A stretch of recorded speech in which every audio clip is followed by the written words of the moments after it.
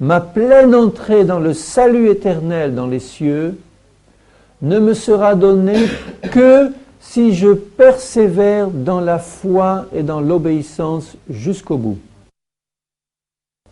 Je ne dois pas abandonner mon assurance à laquelle est attachée une si grande rémunération, dit l'Épître aux Hébreux. Si j'abandonne mon assurance, qu'est-ce qui se passe? J'abandonne la foi, puisque la foi c'est une ferme assurance. Hein? D'accord? Si j'abandonne mon assurance, j'abandonne la foi. Et qu'est-ce qui se passe si j'abandonne la foi? Je coule. Et le sang de Jésus-Christ, à ce moment-là, n'aura pas de pouvoir sur moi, je vais l'expliquer un peu plus tard, parce que moi, j'aurai abandonné la foi. Si c'est le cas, en perdant la foi, je retournerai à ce que j'ai vomi. Je vais vous lire quelques versets qui nous montrent l'importance de cette condition. Dans Matthieu 24, 13, Jésus le dit, « Celui qui persévérera jusqu'à la fin sera sauvé. » Jésus est en train de parler à ses disciples, il dit « On vous livrera au tourment, etc. » Il dit à ses disciples, « Celui qui persévérera jusqu'à la fin sera sauvé. » Ça veut dire quoi en bon français si on ne persévère pas jusqu'à la fin? On ne sera pas sauvé.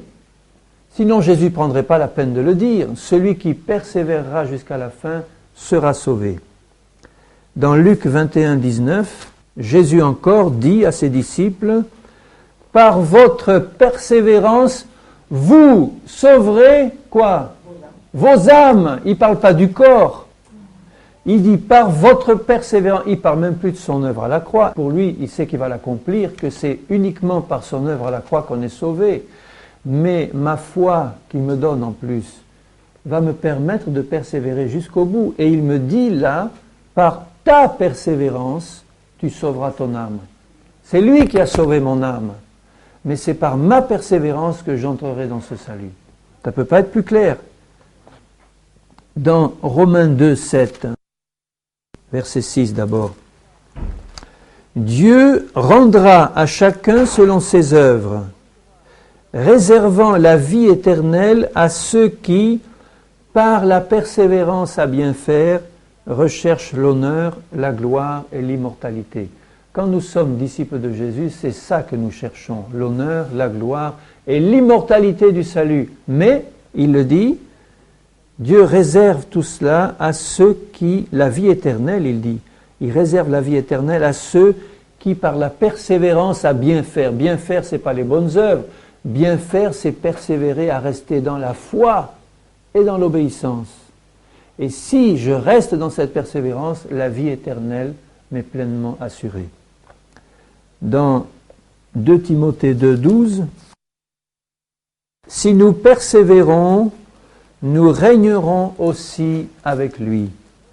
Si nous le renions, lui aussi nous reniera. » Il parle à des chrétiens. Si nous persévérons, nous régnerons avec lui.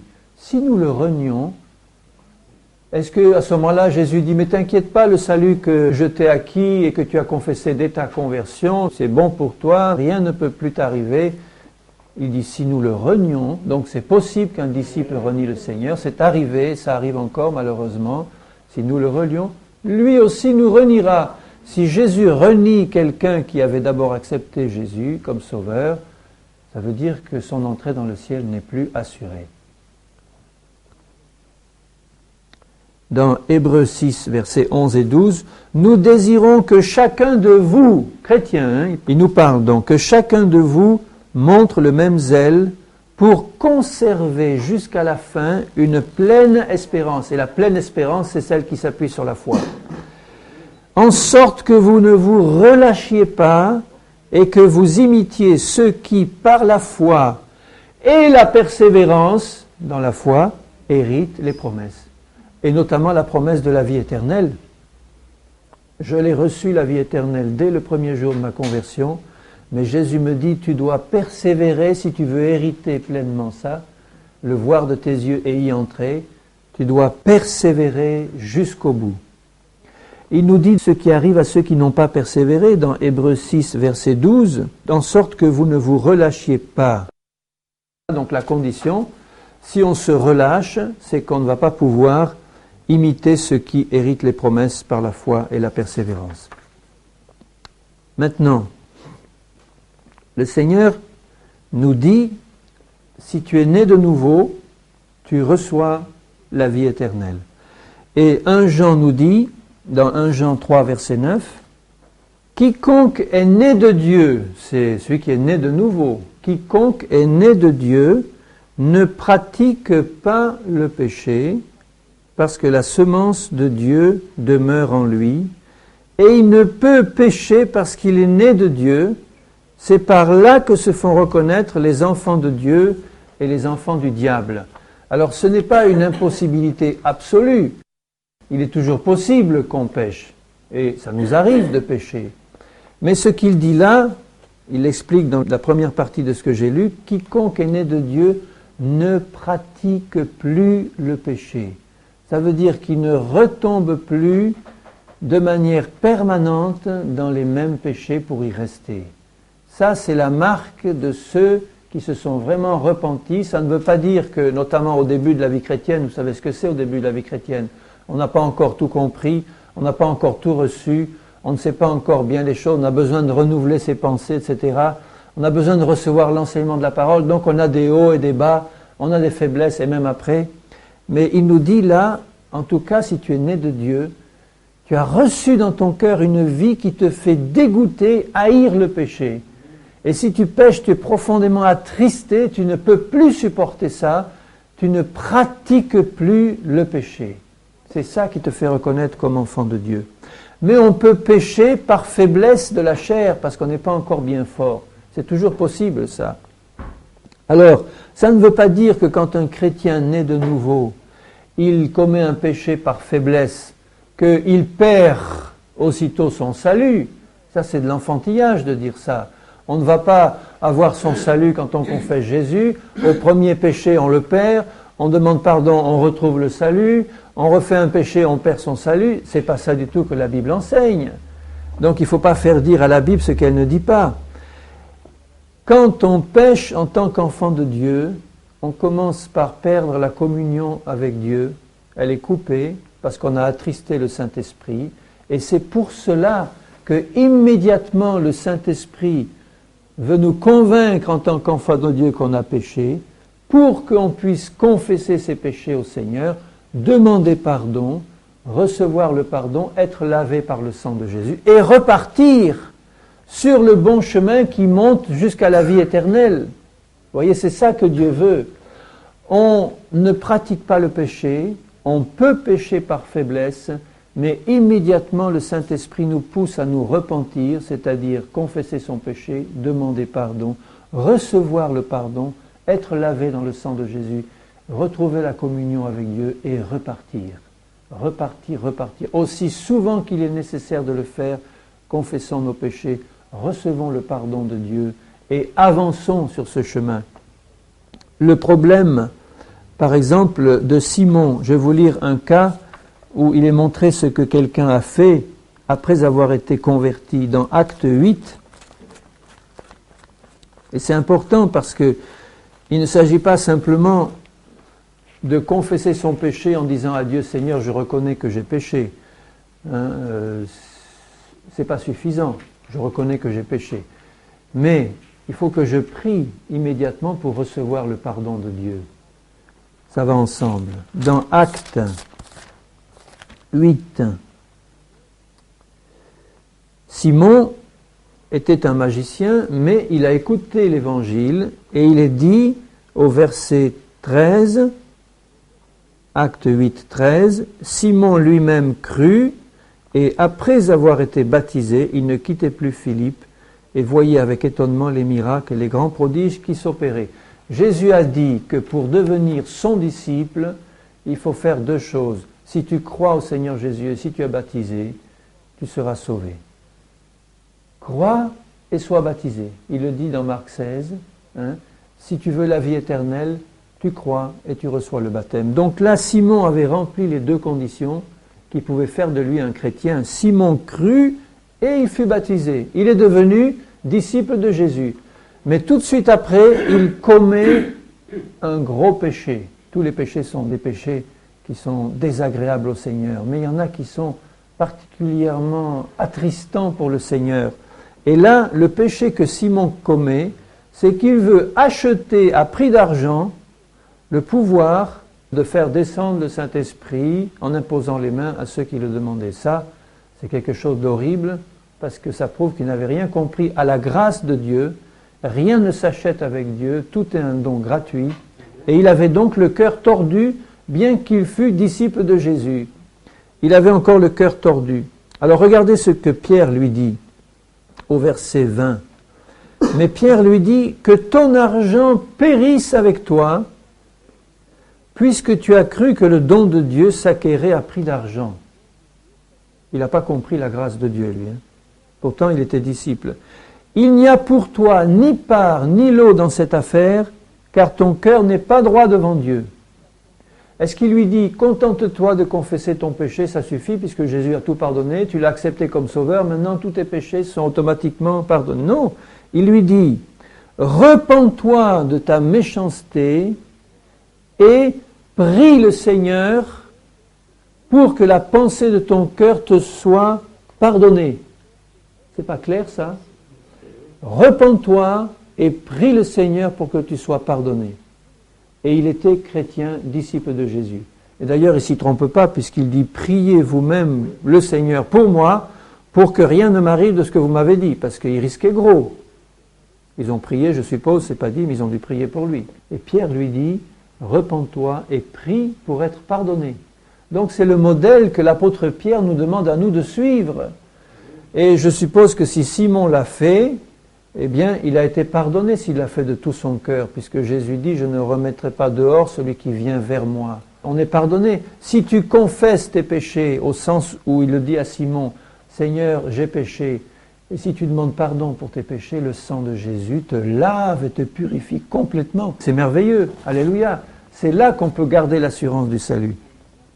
Donc, si on pêche en tant que chrétien, le Seigneur nous demande de suivre ce modèle. Repens-toi et prie pour que ce péché te soit pardonné, et le sacrifice que Jésus a accompli déjà d'avance pour toi, pour ce péché, eh bien permettra que par son sang tu sois entièrement lavé et que tu repartes avec le Seigneur. C'est tellement merveilleux.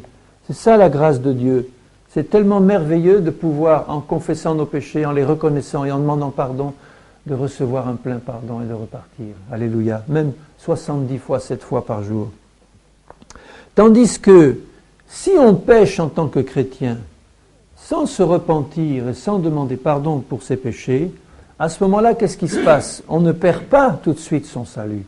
Mais on quitte le bon chemin et on commence à mettre le pied sur le mauvais chemin qui descend vers la perdition. Et le problème, si on ne se repent pas, si on n'abandonne pas son péché et si on ne demande pas pardon, le problème à ce moment-là, c'est que plus on va avancer dans le temps et plus on va s'endurcir parce qu'on a refusé d'écouter la voix du Saint-Esprit qui nous dit « Repens-toi, change, demande pardon et reviens là où tu as quitté le bon chemin pour revenir sur le chemin étroit qui mène à la vie éternelle. Tu as commencé à mettre le pied dehors. Vite, la bonté de Dieu me pousse à la repentance pour pouvoir remettre le pied sur le droit chemin. Tandis que si je ne confesse pas mon péché, si je ne demande pas pardon au Seigneur, si je ne reçois pas immédiatement son pardon, à ce moment-là, on met le pied sur le mauvais chemin. Et si on persévère cette fois dans le mauvais chemin, le cœur s'endurcit de plus en plus. Et à ce moment-là, on risque de tomber dans la perdition éternelle. Mais tant qu'il y a de la vie, je dirais, il y a de l'espoir. Parce que le Saint-Esprit est toujours là pour me convaincre de péché, pour me faire revenir en arrière. Je vais vous citer quelques versets maintenant où l'apôtre Paul et d'autres montrent qu'il est possible pour un chrétien de se détourner de la bonne voie pour s'engager sur la mauvaise. Dans Galates 1,6, « Je m'étonne que vous vous détourniez si vite de celui qui vous a appelé par la grâce de Christ pour passer à un autre évangile. » Tu te rends compte? Un autre évangile. Est-ce qu'un autre évangile peut nous sauver? Seul l'évangile de Jésus-Christ peut nous sauver. Et il dit à des Galates qui étaient des chrétiens, des disciples, « Je m'étonne que vous vous détourniez si vite du bon évangile pour passer à un autre. Donc, première chose, il est possible à des chrétiens de se détourner du bon évangile pour passer à un autre. Dans 1 Timothée 1, 18, Paul dit au jeune Timothée, le commandement que je t'adresse, Timothée, c'est que, d'après les prophéties que tu as reçues, tu combattes le bon combat en gardant la foi et une bonne conscience. Cette conscience, quelques-uns l'ont perdue. Quand il dit quelques-uns, il parle de chrétiens. Ce n'est pas des païens, ils n'avaient jamais eu la bonne conscience, les païens. Hein. Ils n'ont pas besoin de la perdre, ils ne l'ont jamais eu. Mais là, il dit, quelques-uns l'ont perdue et ils ont fait naufrage par rapport à la foi. De ce nombre sont Hyménée et Alexandre, que j'ai livrés à Satan pour qu'ils apprennent à ne pas blasphémer. C'était des chrétiens qui avaient renié la foi au point de blasphémer. Vous vous rendez compte? Donc, certains chrétiens peuvent faire naufrage par rapport à la foi. Ne t'imagine pas que parce que tu as confessé Jésus une fois dans ta vie, c'est acquis pour toujours et quoi que tu fasses, tu peux entrer au ciel. C'est une doctrine de démon qui entraîne des gens à la perdition. La parole de Dieu dit, il est possible, quand on a été disciple de Jésus, et il ne dit pas seulement, oh, seulement si tu as été touché par l'évangile ou si tu l'as entendu. Si tu as été disciple de Jésus, il est possible par la suite de faire naufrage par rapport à la foi si tu ne gardes pas cette foi et une bonne conscience. Dans Matthieu 10, 33, il dit, si tu le renies, il te reniera aussi. Donc il est possible qu'un chrétien renie Jésus. Dans 2 Timothée 2, 12, si nous persévérons, nous régnerons avec lui. Si nous le relions, lui aussi nous reniera. Si nous sommes infidèles, il demeure fidèle. Ça ne veut pas dire qu'il nous sauve malgré nous. Si nous sommes infidèles, lui demeure fidèle à ses promesses. Ça veut dire que si nous nous repentons et que nous venons, il sera toujours fidèle et juste pour nous pardonner et pour nous rétablir.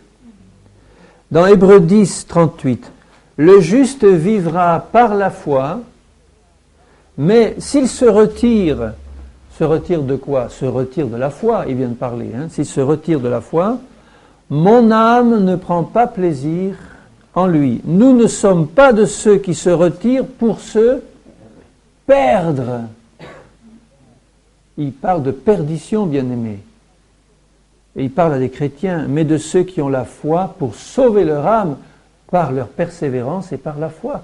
Nous ne sommes pas de ceux qui se retirent pour se perdre. Si on s'est retiré, au moins qu'on écoute la voix du Saint-Esprit pour nous ramener en vitesse. De même qu'il le dit dans l'épître de Jacques, si un frère a péché, et s'il trouve un autre qui vient le retrouver, le reprendre, eh bien il sauvera un frère, il couvrira une multitude de péchés, et il sauvera un frère de la mort.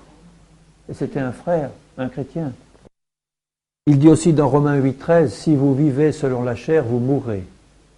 Il dit ça à des chrétiens, vous mourrez, ce n'est pas la mort physique, puisqu'on doit tous y passer, à moins que Jésus vienne. Il s'agit de la mort spirituelle. Si en tant que chrétien, tu continues à marcher et à vivre en permanence dans la chair, ça te mènera à la mort spirituelle, c'est clair et net. Tandis que si par l'esprit vous faites mourir les actions de la chair, vous vivrez par l'esprit et par la foi. Alors ça veut dire que, bien que j'ai une pleine et totale assurance de mon salut, ça dépend de ma persévérance dans la foi. Dieu m'y aide puisqu'il me secourt dans mes faiblesses. Mais à Dieu seul appartient la décision finale de couper définitivement les ponts. Dieu seul sait à partir de quel moment il dira, bon, ça suffit maintenant je coupe les ponts. Dieu peut retirer sa grâce et il peut retirer la vie éternelle. Amen. C'est ce que dit la Bible. Je vais vous montrer ce qu'il dit. Dieu peut retirer sa grâce et son esprit. D'abord, je regarderai quelques exemples dans l'Ancien Testament, dans 1 Samuel, chapitre 28, verset 16. Samuel dit à Saül, « Pourquoi donc me consultes-tu, puisque l'Éternel s'est retiré de toi et qu'il est devenu ton ennemi ?» Alors, nous savons qu'ils n'étaient pas sous la Nouvelle Alliance, mais les choses de l'Ancienne Alliance sont un enseignement pour nous chrétiens, comme il est dit dans 1 Corinthiens 10, tout ce qui est arrivé aux Hébreux dans le désert, c'est pour vous servir d'exemple à vous chrétiens. Ce qui est arrivé à Saül montre que ceci peut arriver, puisqu'on verra des versets dans le Nouveau Testament, que c'est arrivé que Dieu se retire, il s'est retiré de Saül. Pourquoi ? Parce que Saül a été désobéissant. Il n'a pas persévéré dans l'obéissance. Dans Juges 16, 20, il est dit, à propos de Samson, Samson a été revêtu de manière puissante de l'Esprit de l'Éternel. Son problème, c'est qu'il aimait trop les femmes qui l'ont perdu. Et il dit au verset 20 du chapitre 16, Juge 16, il perdit sa force, et à la fin du verset, il ne savait pas que l'Éternel s'était retiré de lui. Vous vous rendez compte ? Il ne savait pas. Il ne s'était même pas rendu compte. L'Éternel s'était retiré de lui. Il s'était coupé la chevelure, mais enfin en fait c'est qu'il avait désobéi, et à cause de sa désobéissance, l'Éternel s'est retiré de lui. Ésaü dans Hébreux 12, verset 14, Hébreux 12, 14. Recherchez la paix avec tous et la sanctification, sans laquelle nul ne verra le Seigneur. Veillez à ce que personne ne se prive de la grâce de Dieu, la vraie grâce, à ce qu'aucune racine d'amertume poussant des rejetons ne produise du trouble, et que plusieurs n'en soient infectés. Il parle à des chrétiens. L'épître aux Hébreux, ça s'adresse à des chrétiens. À ce qu'il n'y ait ni impudique, ni profane comme Ésaü. Donc, il parle de quelqu'un qui était dans l'Ancien Testament, Ésaü, mais il s'adresse à des chrétiens pour leur dire, attention, ce qui est arrivé à Ésaü, ça peut vous arriver à vous aussi, puisque c'est un exemple que je vous donne. Donc, faites attention qu'il n'y ait parmi vous aucun impudique, ni aucun profane comme Ésaü, qui pour un mets vendit son droit à l'aînesse. Vous savez que plus tard, voulant obtenir la bénédiction, il fut rejeté, quoiqu'il la sollicita avec larmes, car son repentir ne put avoir aucun effet. Bien aimé, c'est sévère ce qu'il nous dit là. Pourquoi ? Parce que Ésaü était un homme charnel, et toute sa vie, il a rejeté la grâce de Dieu et il a refusé d'obéir au Seigneur. Donc Dieu a été très patient avec lui. Il n'a pas été rejeté à la première peccadille ou au premier péché, ou même au deuxième ou au troisième. Mais il a été rejeté après toute une vie de désobéissance. Il était arrivé au point de non-retour. Il est même dit quelque part dans la parole, Dieu a aimé Jacob, qui pourtant n'avait pas que des qualités. Dieu a aimé Jacob et il a haï Ésaü. Pourquoi ? Parce que Ésaü était un homme qui se moquait de Dieu, qui méprisait la parole, qui désobéissait au Seigneur et qui n'a pas voulu marcher et rester dans l'obéissance. Et s'il avait fait comme son frère Jacob, qui était plein de défauts, plein de problèmes, mais qui aimait le Seigneur et qui voulait la bénédiction et qui voulait avancer, Dieu l'aurait aidé et Dieu l'aurait fait rentrer dans son salut. Et là il dit, faites attention, qu'il n'y en ait personne parmi vous, chrétiens, comme lui. Vous savez ce qui lui est arrivé. Voulant avoir la bénédiction, il se l'est vu refuser, son repentir n'a pu avoir aucun effet, bien qu'il le sollicita avec larmes. Ça veut dire qu'il n'a pas pu avoir la vraie repentance qui mène au salut. Il a fait comme Judas, qui s'est repenti, mais qui allait se suicider. S'il avait vraiment reçu le pardon de Dieu, il ne se serait pas suicidé. S'il avait vraiment reçu le pardon. C'est l'un des deux qui est appelé dans la Bible le fils de perdition avec l'Antichrist, Judas. Jésus a dit, Père, je te prie que pas un ne se perde et pas un ne s'est perdu, sinon le fils de la perdition, Judas. Il s'est repenti, il a regretté, mais ce n'était pas une vraie repentance qui mène au salut. Il n'a pas reçu le pardon de Dieu. Et Dieu lui aurait pardonné s'il avait vraiment eu cette repentance dans le cœur. Mais ce n'était pas le cas. Donc, il est possible que Dieu retire sa grâce et son esprit, y compris dans le Nouveau Testament. On peut donc, premièrement, 2 Corinthiens 6, 1, on peut donc avoir reçu la grâce de Dieu en vain. C'est le mot même qui est employé ici dans 2 Corinthiens 6, 1. il parle à des chrétiens de Corinthe, « Puisque nous travaillons avec Dieu, nous vous exhortons à ne pas recevoir la grâce de Dieu en vain. » Il est possible de recevoir en tant que chrétien la grâce de Dieu en vain. Alors, comment peut-on recevoir la grâce de Dieu en vain? C'est abandonner la foi et désobéir au Seigneur. À ce moment-là, la grâce de Dieu n'agit plus parce qu'on a quitté la foi. C'est clair, frères et sœurs? Amen. Dans Galates 5.4, il dira même encore plus. Galates 5.4, il est possible pour un chrétien d'être déchu de la grâce. Vous êtes séparés de Christ, vous tous qui cherchez la justification dans la loi, dans une loi quelconque, ils avaient quitté la foi, quoi. Vous êtes déchus de la grâce. Pour nous, c'est de la foi que nous attendons par l'Esprit, l'espérance de la justice. Il parle à des chrétiens et il leur dit, chrétiens, attention, si vous quittez la foi, et si vous allez sur un autre terrain que la foi, les œuvres, n'importe quoi, vous êtes déchus de la grâce et vous êtes séparés de Christ. Et si vous restez dans cet état, qu'est-ce qui va se passer à votre mort? Vous allez mourir dans vos péchés et vous ne verrez pas le salut de Dieu. Est-ce qu'on peut déchoir de la grâce, être séparé de Christ et voir le salut? Non. Être déchu, vous savez, quand un roi est déchu, il était sur le trône et il est déchu. Ça veut dire qu'il y était avant sur le trône et maintenant il n'y est plus, il est tombé. Déchu, ça veut dire tomber. Vous êtes déchu de la grâce. La grâce de Dieu n'est opérante que si je reste dans la foi. Et même dans Hébreux 10, 29, encore plus loin, au verset 26 d'abord, il parle à des chrétiens, si nous péchons volontairement, ce n'est pas encore une fois une faiblesse de la chair dans laquelle on s'est laissé aller et dont on peut se repentir. Mais là c'est autre chose. Si nous péchons volontairement après avoir reçu la connaissance de la vérité, il le dit dans un autre passage du livre des Hébreux, ce sont ceux qui sont allés loin avec le Seigneur, qui ont goûté aux choses de l'Esprit. Dans Hébreux 6, il le dit, ceux qui ont eu part à la vie céleste, au don de l'Esprit, à la vie profonde avec Dieu et qui n'ont pas persévéré, qui ont chuté.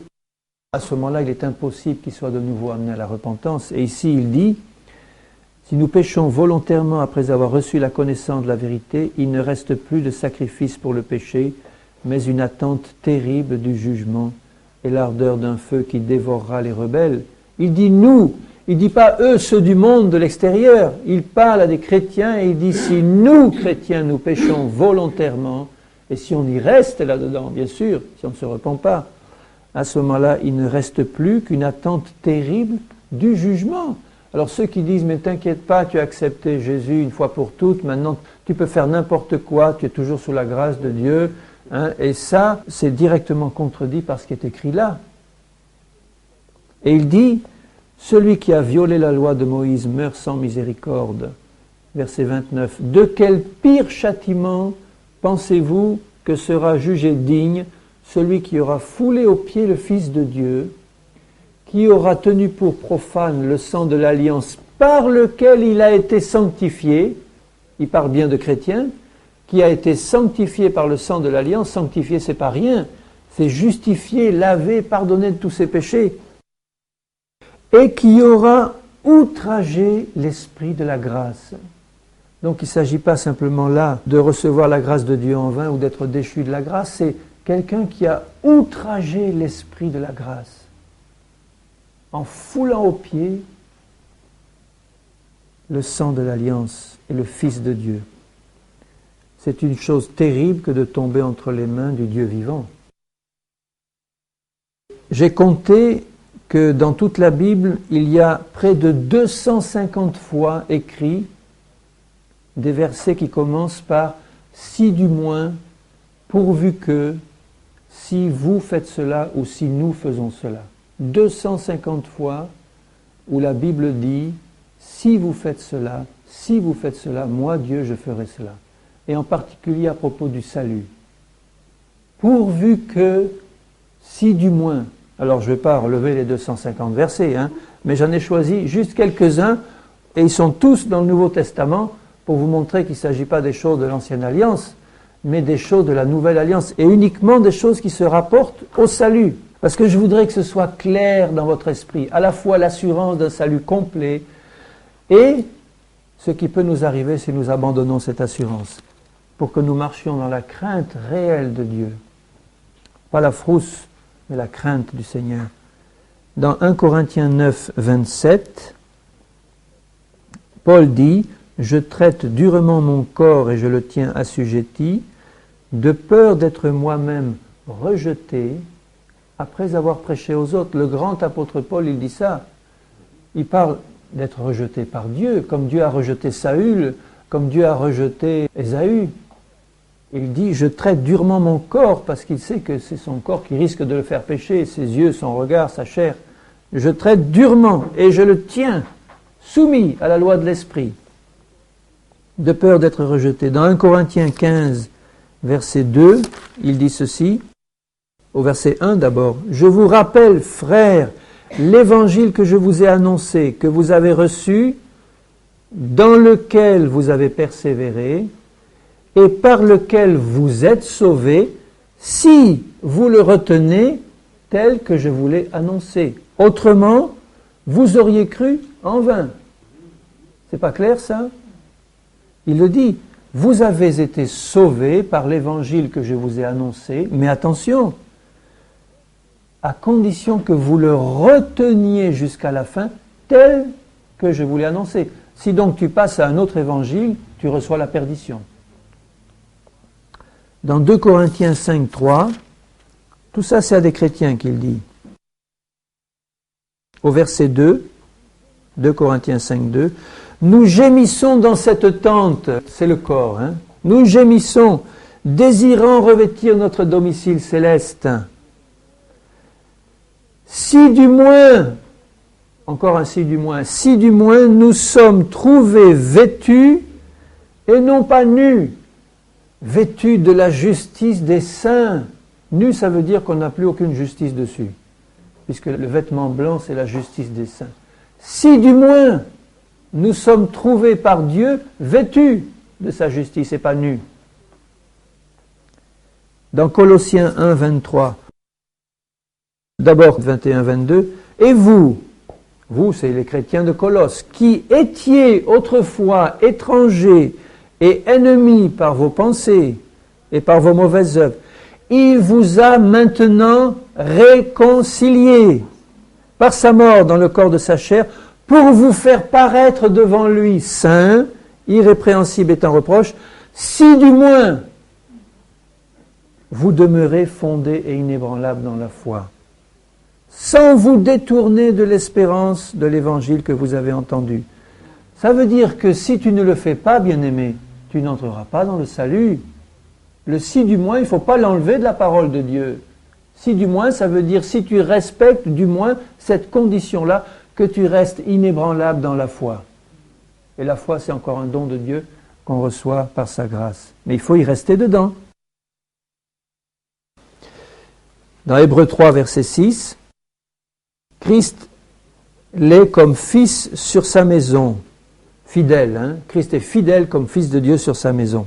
Et sa maison, la maison de Christ, c'est nous, pourvu que nous retenions jusqu'à la fin la ferme confiance, vous voyez toujours la foi, la ferme confiance et l'espérance dont nous nous glorifions.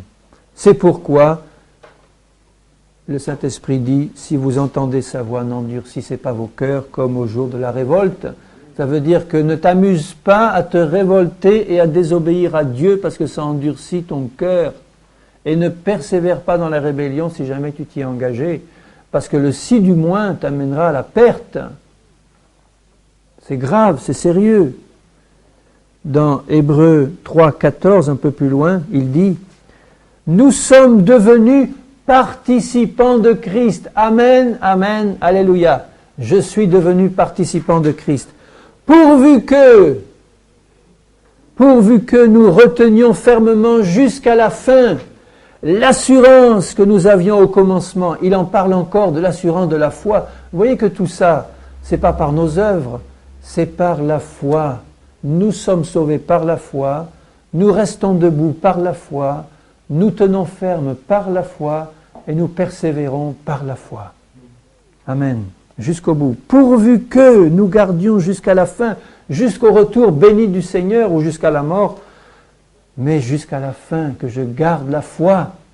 Et s'il m'arrive comme Pierre de sombrer parce que j'ai regardé autour de moi, j'ai quitté de yeux Jésus, il a coulé. Qu'est-ce qu'il a fait? Tout de suite, il a dit « Seigneur, sauve-moi » Et Jésus l'a pris par la main et l'a relevé.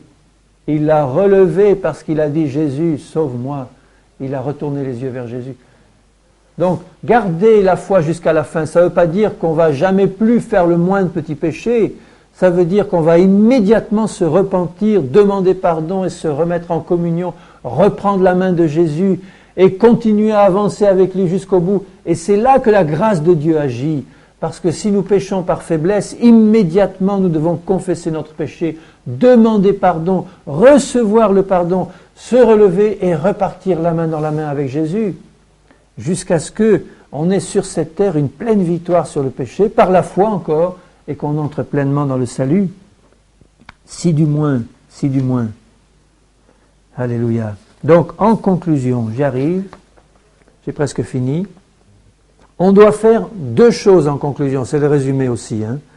Premièrement, nous devons, puisque nous avons reçu ce salut dès le départ, nous devons veiller sur nos voies pour être fidèles jusqu'au bout. Ça, c'est le premier point le plus important. Nous devons veiller sur nos voies pour être fidèles. Et là, on peut compter sur la grâce de Dieu pour être secouru dans nos faiblesses. C'est pour ça qu'un trône de grâce est disposé dans les cieux. Vous pensez bien que Dieu veut que nous persévérions dans la foi jusqu'au bout. Pour ça, il a prévu des moyens. C'est pour ça que c'est si grave que les chrétiens qui pêchent et qui refusent de se repentir vraiment, c'est tellement grave qu'ils ne réalisent pas qu'ils vont à la perdition, parce que il est prévu un trône de grâce pour que je sois secouru dans mes faiblesses, pour que je ne pêche plus.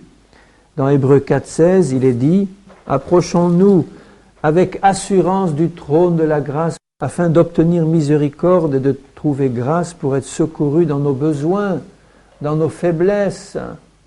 Seigneur, fais-moi grâce, tu vois que je suis faible, tu vois que j'ai encore des tendances mauvaises, tu vois que je n'ai pas encore tout compris, tu vois, Seigneur, que j'ai des hauts et des bas et des chutes. Eh bien, Seigneur, je m'approche du trône de la grâce pour être secouru, pour être fortifié, parce que toi, tu es venu dans un corps de chair et tu as compris ce que c'est que vivre sur cette terre.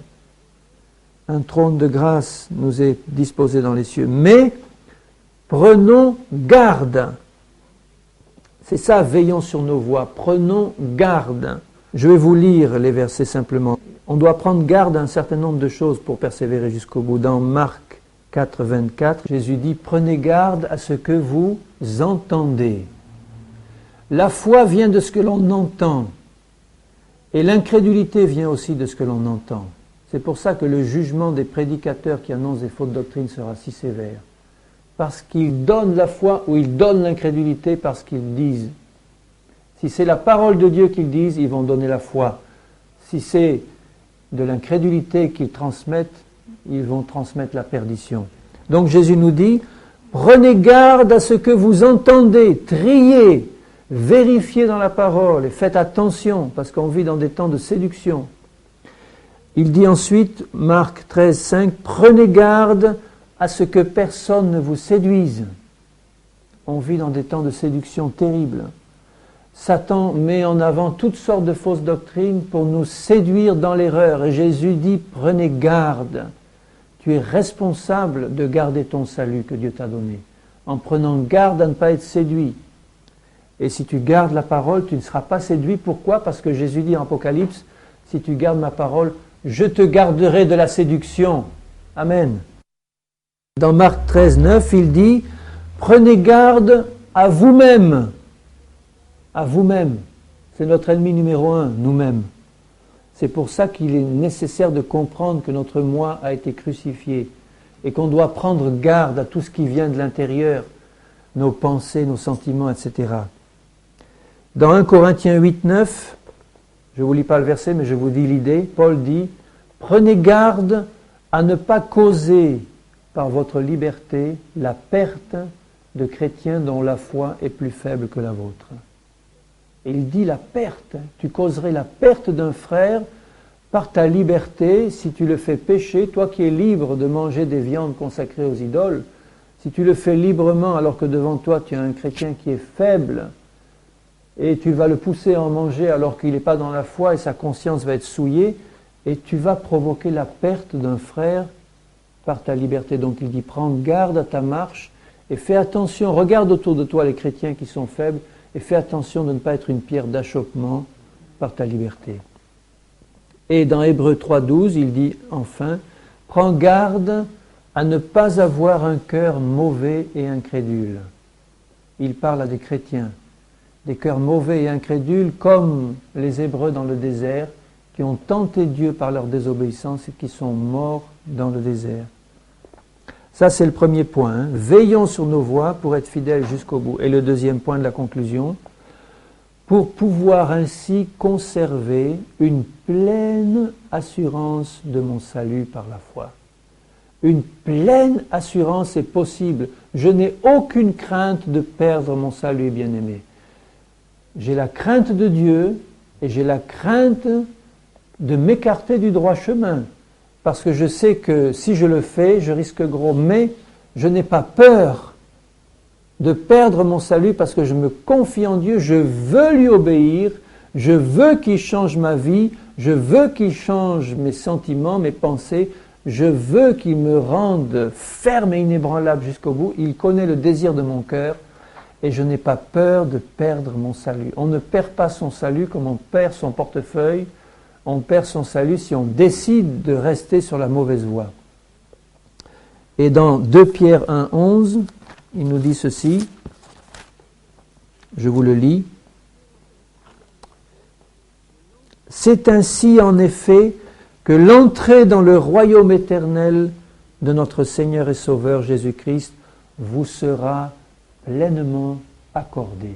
C'est ainsi comment? Et il dit, au début il le dit, faites tous vos efforts pour joindre à la foi, la vertu, etc., à un certain nombre de qualités. Donc si je fais mes efforts, ce n'est pas des bonnes œuvres, ça veut dire que Seigneur, tu sais que ma volonté, elle est à ton service, et je vais, moi, serrer les dents pour avancer contre vent et marée, même s'il n'y en a qu'un qui doit rester, Seigneur, là où je suis, eh bien, ça sera moi. Je vais serrer les dents et avancer en gardant mes yeux fixés sur toi, faire mes efforts pour avancer dans la bonne direction, comme Paul dit, courez dans la voie qui vous est offerte. Un coureur, il fait de l'effort, il veut atteindre le but, c'est ça. C'est ainsi que la pleine entrée dans le royaume éternel te sera accordée. Et dans 1 Thessaloniciens 5, 23, que le Dieu de paix vous sanctifie lui-même, tout entier, et que tout votre être, l'esprit, l'âme et le corps, soient gardés irréprochables lors de l'avènement de notre Seigneur Jésus-Christ. C'est celui qui vous a appelé est fidèle et c'est lui qui le fera. C'est lui qui le fera si du moins je reste attaché à Christ et si je reste dans la foi. Vous voyez, ce qui est formidable, c'est que si je reste attaché au Seigneur et à sa parole, si je continue à la sonder pour la mettre en pratique, qu'est-ce qui va se passer? Le Seigneur, lui, qui est tout-puissant, il va me garder, il va me transformer intérieurement, et c'est lui qui fera manifester dans ma vie toutes ses promesses, parce que moi je suis resté dans la foi. C'est Dieu qui le fera, c'est Dieu qui va me garder, c'est Dieu qui va me garder debout, c'est Dieu qui va me garder de la séduction, c'est Dieu qui va tout arranger dans ma vie pour que j'entre pleinement dans ce salut éternel. C'est lui qui le fera si moi je reste dans la foi qu'il me donne. Amen. Alléluia. Seigneur, ma prière, c'est que ces paroles restent gravées dans nos cœurs parce que c'est ta parole. Je veux, pour ma part, te louer du plein salut que tu nous as donné en Christ, un salut merveilleux, éternel, un salut glorieux que tu nous as acquis à grand prix par le sang de Jésus. Et Seigneur, j'ai confiance en toi pour que tu me gardes jusqu'à ce jour, à ce jour merveilleux et glorieux où tu viendras me chercher. Seigneur, j'ai confiance en toi pour que tu me gardes aussi debout, pour que tu fasses pénétrer ta parole en moi pour qu'elles produisent du fruit abondant pour ta gloire. Une pleine victoire sur toute la puissance du péché, une vie de sainteté à la gloire de ton nom. C'est toi qui le feras pour tous mes bien-aimés, pour tes enfants qui veulent vraiment marcher avec toi, Seigneur. Et je t'en rends grâce de tout mon cœur au nom de Jésus. Amen. Amen. Alléluia.